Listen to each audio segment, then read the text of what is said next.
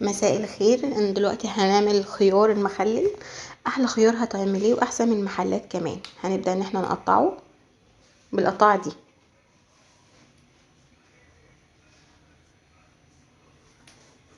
فوائد الخيار جميلة جدا، وقطعتها بزيادة هتبقى مشرشرة. هقطعه واجيلكم. اول حاجة هنعاير كل حاجة بالكوباية دي، كل حاجة 5 كوبايات مية مغليين.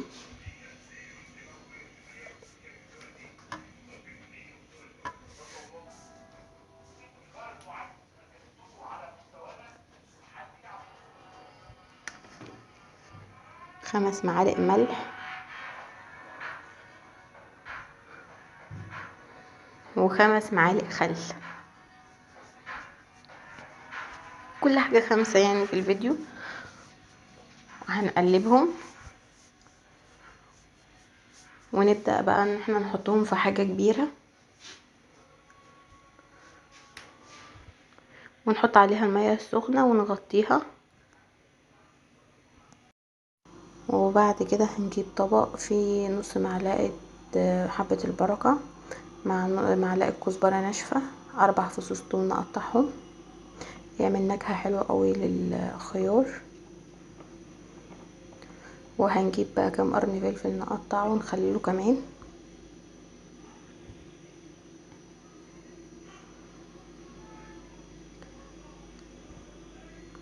وبعد كده بقى هنجيب البرطمانات بتاعتنا، طبعا مغسولة ومتنضفة ومتعقمة بمية سخنة.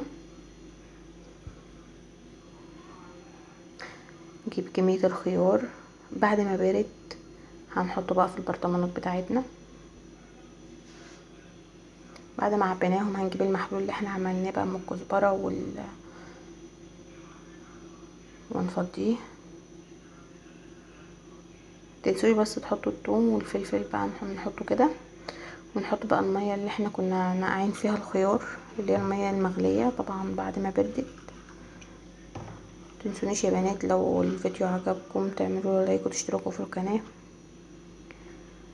وبعد كده طبعا بعد ما عبيناهم هنجيب ستريتش راب، وهنبدأ ان احنا نغطيهم كويس عشان ميدخلهمش اي هوا، وعشان برضو ما يعملناش الحاجات البيضة اللي بتبقى على المخللات اللي بنعملها في البيوت.